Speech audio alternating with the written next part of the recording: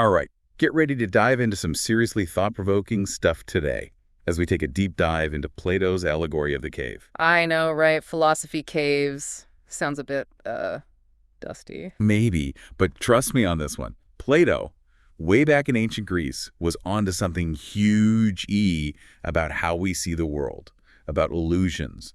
And in our modern age, with all the tech and information overload, well, let's just say his ideas are more relevant than ever. Absolutely. What Plato's getting at with this whole cave analogy is that what we perceive as reality might actually just be shadows, illusions. It's like, what we think is real is just a distorted reflection of something else.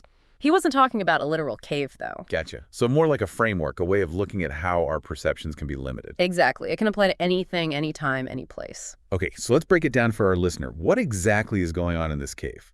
Paint us a picture. Okay, so imagine this. You're chained up in this dark cave. Your whole life, all you've ever known is this cave. You're facing a wall. That's it. Sounds a bit claustrophobic. Totally. But here's the thing. Behind you, there's a fire. Yeah. And between the fire and you, people are walking by carrying objects. The fire casts shadows of those objects onto the wall. And those shadows. To you, that's reality. Whoa. Okay, now that is unsettling. It makes you think about what shadows we might be mistaking for reality in our own lives. Right, and that's where the allegory gets really interesting. Now, one of those prisoners, he manages to break free. He stumbles out of the cave. It's rough going at first. He's blinded by the sunlight, totally disoriented. I can only imagine, going from total darkness to... Exactly. But then, as his eyes adjust, he starts to see the world as it truly is. The sun, the source of all light. He realizes those shadows back in the cave. Pale imitations. Talk about an aha moment, like when you're struggling with a problem and then, bam, it all clicks. Exactly, but here's the kicker. That freed prisoner, he goes back to the cave, right? He wants to tell the others about what he's seen, this incredible truth. I have a feeling I know what happens next. They don't believe him. They think he's lost it, made up some crazy story. Because why would they believe it? Their reality, the shadows. That's all they've ever known. Precisely. And that's where Plato's allegory gets super powerful. It forces us to question our own caves. The things that limit our understanding make us cling to those shadows. Okay, so let's bring it into our world. We're living in this digital age, right? Mm-hmm. What are some of the fires that might be creating those shadows today? What's distorting our perception? So many things. Social media algorithms, for one, they decide what we see based on our past behavior, creating these echo chambers where we only encounter stuff that confirms our existing beliefs. It's like those personalized news feeds. You start thinking that's the whole IO story, but it's just a tiny slice. Exactly. And think about the constant news cycle, too. It's often sensationalized, sometimes biased. That can definitely warp our view of what's really going on. Totally. Like you get caught up in those headlines, and it's easy to forget there's a whole world out there beyond that curated feed.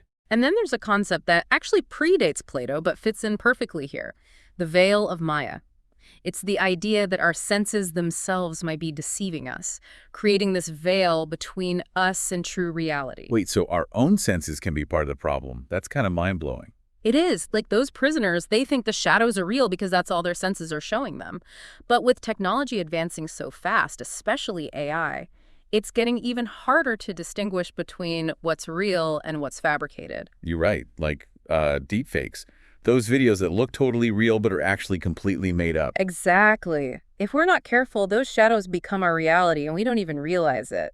So how do we even begin to navigate this if the shadows are that convincing? How do we become those prisoners who break free? Well, Plato believed philosophers, the ones who are committed to seeking truth, even when it's uncomfortable, they're the best equipped to escape the cave. So it's about adopting that philosophical mindset, that constant questioning, that desire to dig deeper. Yes. It's about cultivating a healthy skepticism, realizing that even our own perceptions can be flawed. It takes effort, but it's so worth it. It's like Plato is urging us to be constantly vigilant, to be on the lookout for those fires that might be casting shadows in our minds, distorting our view of reality. Absolutely. And that's a powerful idea, isn't it? It's about personal responsibility, about each of us actively seeking the truth, stepping out of our own caves and into the sunlight of knowledge. So what does that look like practically? How do we actually start questioning those shadows in our daily lives? Well, a great starting point is recognizing that everyone has biases. We all do. We tend to favor information that confirms what we already believe, even if it's not totally accurate. It's like those prisoners clinging to their familiar shadows. We don't see the world as it is, we see it as WER. Exactly. That's why it's crucial to seek out diverse perspectives. If we only surround ourselves with people who think exactly like us, we're basically trapping ourselves in that cave. It's like those online echo chambers. You start following people who agree with you, and the algorithms keep feeding you more of the same, reinforcing those biases. Exactly. It's not just online either. It happens in our families, workplaces, anywhere we might avoid conversations that challenge our beliefs. So how do we break out of those echo chambers, those patterns?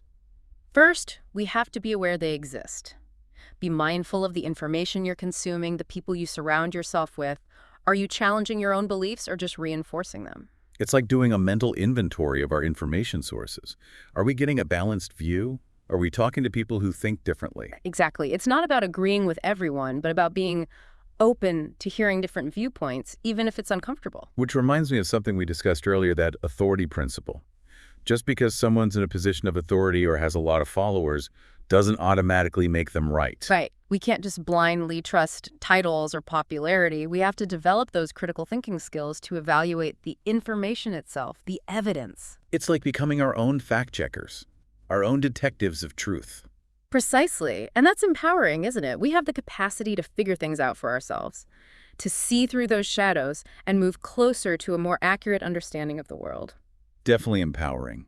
But let's face it, not everyone is going to be as excited as we are about questioning those long-held beliefs. What happens when people resist? Like those prisoners who rejected the freed prisoners story. You're right, it can be tough. And it's vital to approach those conversations with sensitivity and empathy. Remember, for those prisoners, those shadows are reality. So how do we even begin to have those tough conversations without pushing people away or sounding like, I don't know, preachy?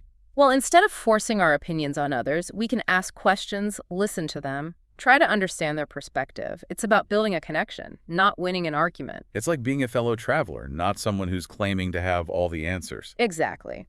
We can share our own experiences and insights, but with the understanding that their journey might be different. That makes me think about all the different caves people might be living in, each with its own unique set of shadows and challenges. Precisely.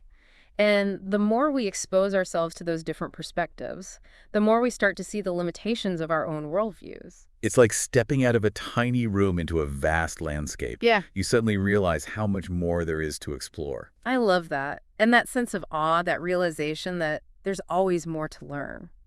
That's what fuels the journey out of the cave. But it's not always a smooth journey, is it? There will be times when we stumble back into those shadows, those comfortable illusions. Absolutely. And that's okay. It's part of the process. The key is to keep questioning, keep seeking, and keep moving forward, even when it's uncomfortable. So it's about embracing the journey itself, the ups and downs, the moments of clarity, and those times when we feel lost in the shadows. Beautifully said. And remember, we're not on this journey alone. We have each other, we have resources, and we have the wisdom of those who have come before us, those brave souls who dared to question and illuminate the path for others. That's such a powerful reminder. We're all connected in this pursuit of truth, this journey out of the cave. And that connection, that shared purpose, can make all the difference as we navigate those challenges and celebrate those aha moments along the way. I'm already feeling those aha moments myself. This has been an incredible exploration so far. But before we delve even deeper into those specific challenges, let's give our listeners a moment to process everything we've discussed. Great idea. It's a lot to take in. We've talked about Plato's cave, those shadows, the fires that create them, the difficulty of breaking free, the challenges of changing minds. We've touched on the veil of Maya, that idea that our senses might be tricking us. And of course, the authority principle, how we can't blindly trust those in positions of power. It's a lot, and I think it's worth emphasizing. This isn't just some abstract philosophical concept. It has real implications for how we live, how we make choices, how we see the world around us. Exactly. So for our listener who might be thinking, "Okay, this is all very interesting, but what does it mean for me?" It means that we all have this responsibility to be critical thinkers, to question what we're told, what we see, even what we feel. It means recognizing that we all have caves we need to escape from, those biases, those ingrained beliefs, that tendency to take things at face value. And most importantly, it means being open to challenging ourselves and each other to see the world more clearly, even if it's a little uncomfortable at times. Perfectly put. And that's what we're going to delve into even more deeply in the next part of our deep dive. We'll explore some really practical strategies for identifying and escaping our own personal caves, for becoming more aware of those forces that shape how we see the world. Can't wait. Sounds like we've got a lot more to unpack. But for now, let's give our listener a chance to ponder all this amazing stuff we've talked about. Absolutely. Take some time to reflect. It's not about rushing to find all the answers right away. It's about starting that journey, that exploration, and see where it takes you. Exactly. And who knows? Maybe this deep dive will spark some of those aha moments for you, just like that freed prisoner experiencing the sunlight for the very first time. That's a great way to put it. And those aha moments, they're just the beginning. Stay tuned, because in the next part of our deep dive, we're going to get even more practical, exploring specific ways to break free from those caves that might be holding us back. It's going to be a wild ride.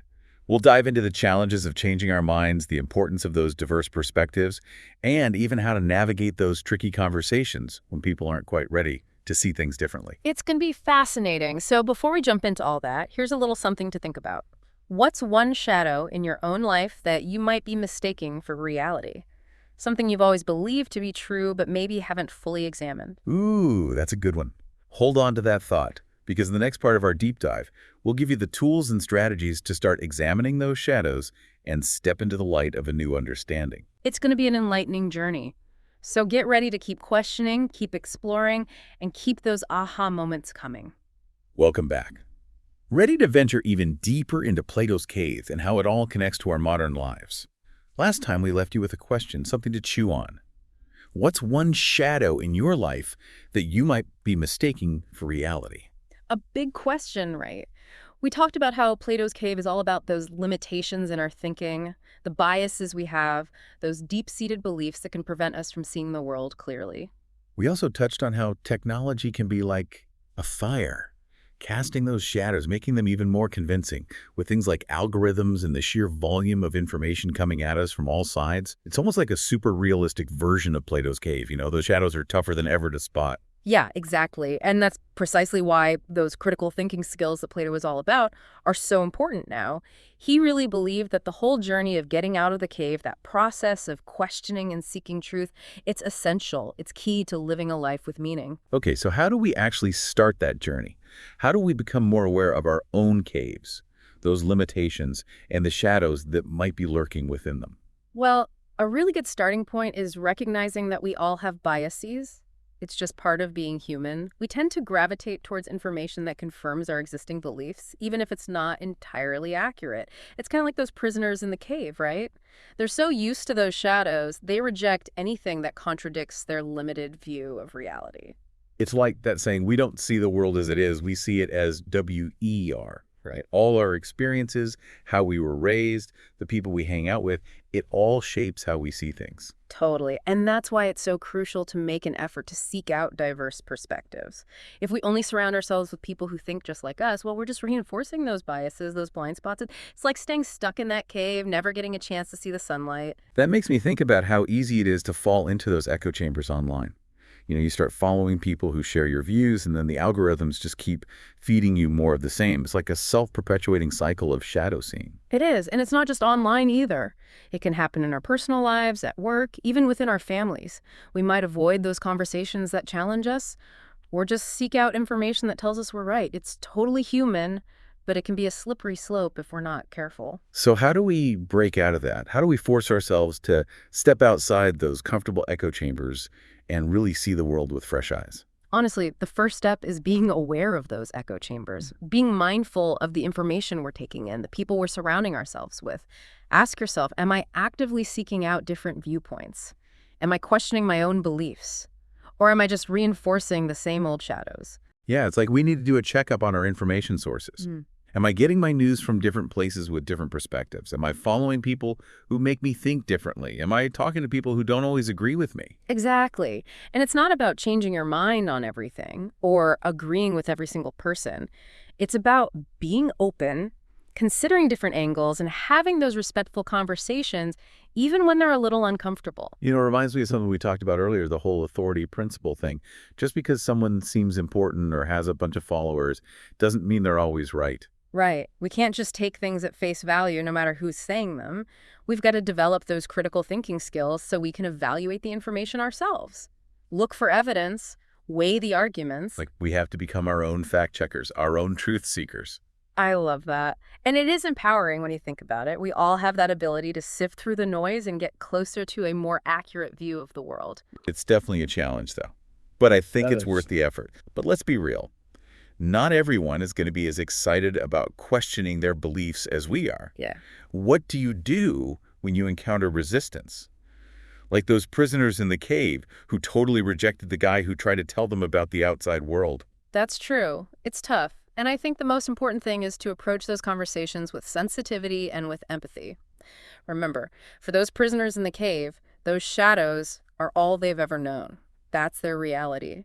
So when someone comes along and challenges their whole worldview, it can feel really threatening, really unsettling. So how do we have those conversations without alienating people or sounding like we're lecturing them? It's all about meeting people where they are. Instead of trying to push our own opinions on them, we can try asking questions, listening to what they have to say, and genuinely trying to see things from their point of view. It's about creating that space for a real conversation, a back and forth, not a one-sided lecture. That's a good point. It's not about winning or proving someone wrong.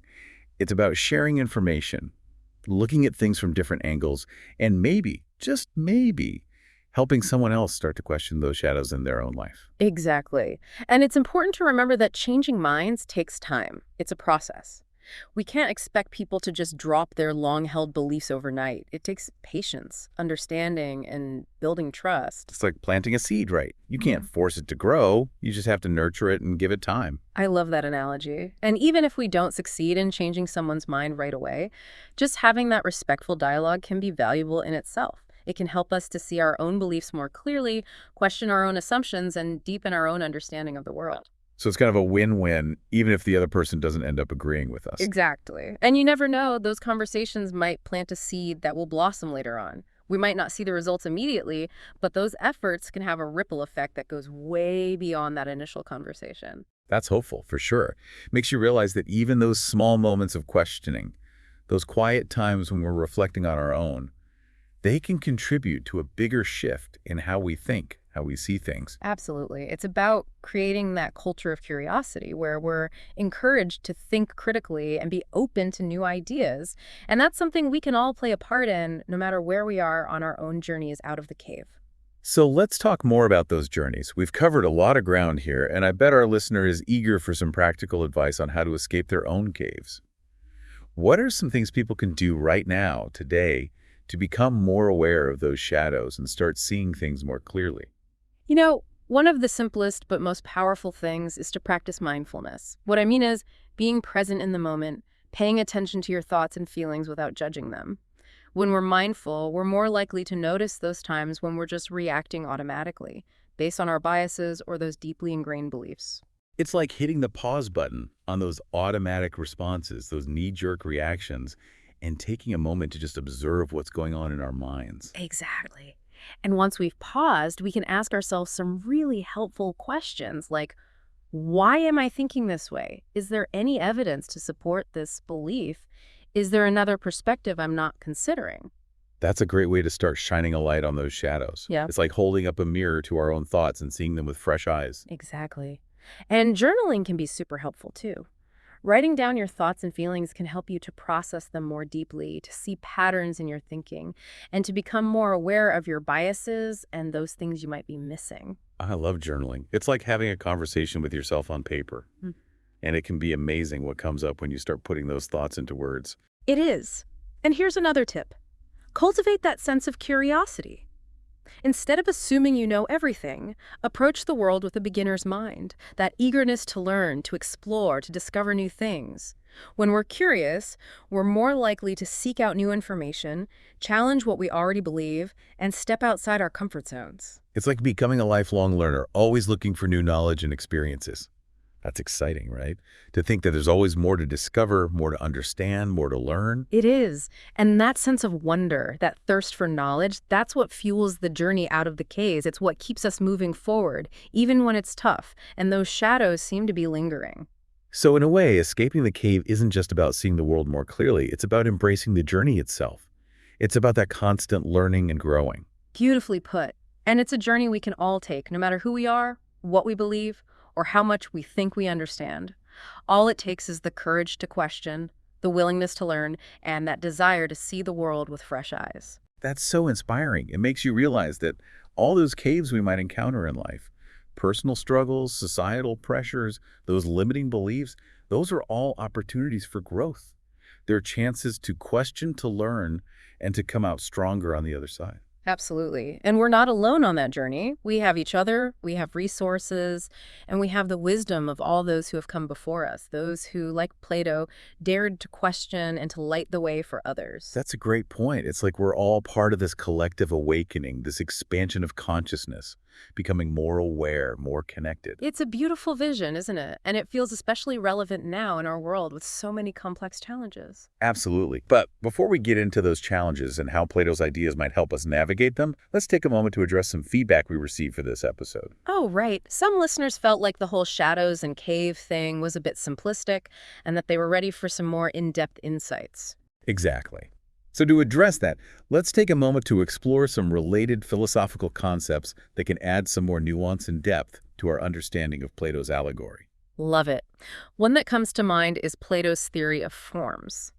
It's a little complex, but essentially it suggests that there's a realm of perfect, eternal forms that exist beyond our physical world. The things we see and experience in this world, they're just imperfect copies of those forms. So it's like those shadows in the cave are even further removed from reality than we thought. They're not even copies of real things, they're copies of copies. Precisely. And that adds a whole new layer of meaning to Plato's allegory. It's not just about breaking out of a physical cave, it's about going beyond the limits of our senses and the physical world to access a higher level of understanding. Whoa, that's deep. It makes you wonder, how do we access those forms? How do we bridge the gap between those shadows we see and the true reality that's beyond them? Plato believed that philosophy was the key. Through reason, logic, and contemplation, we can start to grasp those eternal forms and see the world more clearly. It's like philosophy is the tool that helps us break free from the cave. Not just physically, but intellectually and even spiritually. Exactly. And it's not just about abstract philosophy either. There are practical applications of this theory in our everyday lives. For example, when we strive for justice or beauty or truth, we're essentially trying to align ourselves with those perfect forms that exist beyond those shadows. That's fascinating. It's like those forms act as guiding principles, ideals that we can aim for, even if we can never fully reach them in this imperfect world. Precisely. And another concept that relates to Plato's cave is confirmation bias.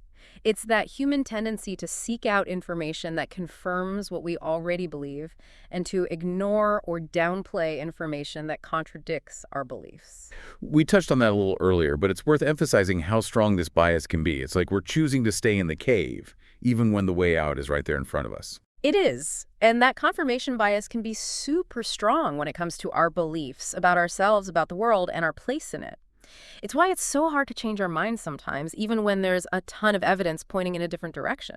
It's like those prisoners in the cave who just refuse to believe the freed prisoner's story about the outside world. Their beliefs are so deeply rooted, their view of reality so narrow, that they can't even process anything that contradicts what they think they know. Exactly. And that's why being aware of confirmation bias and actively challenging our own beliefs is so important. It's not about becoming cynical or distrusting everything, but about having a healthy dose of skepticism and being willing to consider different viewpoints. It's about being open to the possibility that we might be wrong, that our current understanding of the world might be incomplete or maybe even totally off base. Precisely. And that humility, that willingness to admit that we don't know everything, that's what allows us to grow and learn. It's what helps us to step out of the cave and into the sunlight of a broader, deeper understanding. So we've explored Plato's caves, the theory of forms, and that whole confirmation bias thing. Are there any other philosophical concepts that might shed more light on these ideas? Well, one that comes to mind is the concept of epistemology, which is basically the study of knowledge. Epistemologists ask those big questions like, what is knowledge? How do we know what we know? What are the limits of human knowledge? Those are huge questions, and they're definitely relevant to Plato's allegory. After all, the freed prisoner is wrestling with these exact questions as he tries to make sense of his new knowledge and share it with others. Exactly. And it's interesting to note that there are different schools of thought within epistemology. Some philosophers think knowledge comes mainly from sensory experience, while others emphasize the role of reason and logic. And some believe that knowledge is socially constructed, shaped by our culture, language, and how we interact with each other. So it's not just about escaping the cave, it's about understanding the different ways we can learn and the different lenses we use to view the world. Precisely. And I think that's a valuable takeaway from our exploration today. There's no single right answer when it comes to understanding the world. We need to be open to different perspectives, different approaches, different ways of knowing. That's such a rich and nuanced understanding of Plato's cave. It feels like my mind has been stretched in so many directions. Me too. I hope our listener feels the same. It's been a blast exploring these ideas with you today. Totally. But before we wrap up this part of our deep dive, I want to make sure we loop back to our listener and offer some real-world advice on how they can apply these concepts. Great idea. We've covered a lot, and it's important to provide some practical takeaways. So for our listener who's ready to start their own escape from the cave, what are some specific actions they can take? Okay, here are a few things to try. First, cultivate a mindful awareness of your thoughts and beliefs. Pay attention to when you're reacting based on assumptions, biases, or those ingrained ways of thinking. Second, seek out diverse perspectives. Read things from different sources, have conversations with people who have different views than you, and be open to having your own beliefs challenged. Third, practice those critical thinking skills. Ask questions, look for evidence, consider the source of information, and don't be afraid to change your mind when new information comes up. Fourth, embrace the idea of lifelong learning. Be curious, explore new ideas, and approach things with a beginner's mind. And lastly, be patient and compassionate with yourself and with others. Remember, changing minds takes time, and it's important to approach those conversations with understanding and respect. Those are fantastic tips.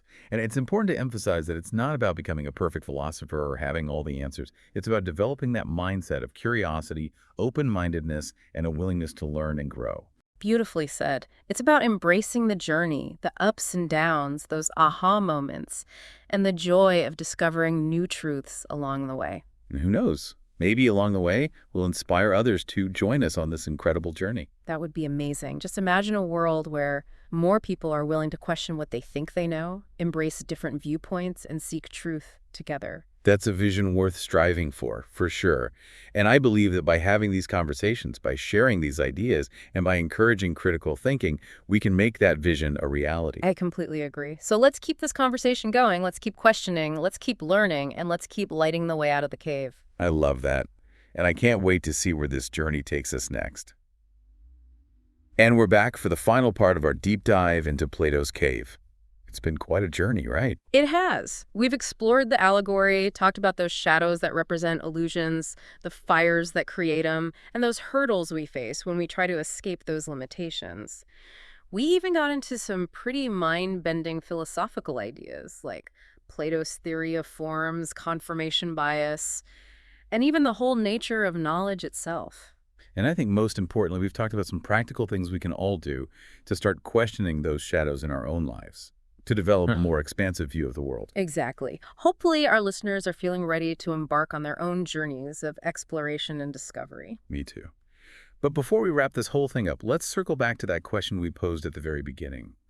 Remember, we asked you to consider, what's one shadow in your life that you might be mistaking for reality? Have you had some time to think about that?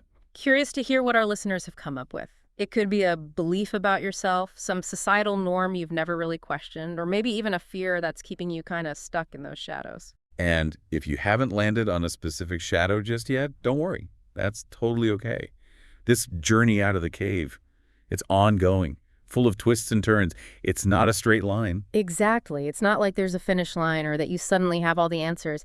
It's about cultivating that mindset, that curiosity, being open-minded, being willing to challenge those comfy assumptions. It's about embracing that feeling of growing, those exciting moments of discovery, and finding that joy in connecting with others who are also passionate about seeking truth. Yes. And speaking of connection, one thing that's really stood out to me during this deep dive is the power of community.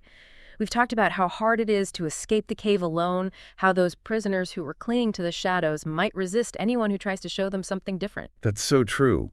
But imagine if those prisoners had a support system, a group of friends, who were also on that journey, encouraging each other and helping them adjust to that bright new perspective. Wouldn't that be amazing? It really makes you realize how important it is to have people around you who challenge you, inspire you, and help you to see the world in new ways. Absolutely. It's like we're all forming this caravan of explorers venturing out of the cave together, supporting each other through those moments of blinding sunlight, those times when you stumble back into the shadows. Love that imagery. It reminds us that we're not alone on this quest. We've got each other, we've got resources, and we have the wisdom of all those who came before us, like Plato, who were brave enough to question, to seek truth, and to light the way for others. That's a powerful reminder. So as we wrap up this deep dive, I want our listeners to leave feeling hopeful, to feel empowered, and to feel that sense of possibility. Perfect. Remember, the journey out of the cave is not about reaching some perfect state of knowing everything. It's about that constant process, that learning and growing and expanding how we understand ourselves and the world. It's about appreciating those imperfections, the messiness of the whole journey, and the pure joy of discovering new truths along the way. Beautifully said. And remember, dear listener, you have that ability within you to discern truth from those tricky illusions, to navigate those shadows, and to find your own way out. So go out there and shine bright. And never stop questioning those shadows. Thanks for joining us on this deep dive into Plato's cave. It's been such a pleasure exploring these ideas with you. Until next time, keep seeking, keep exploring, and keep illuminating that path for yourself and for others.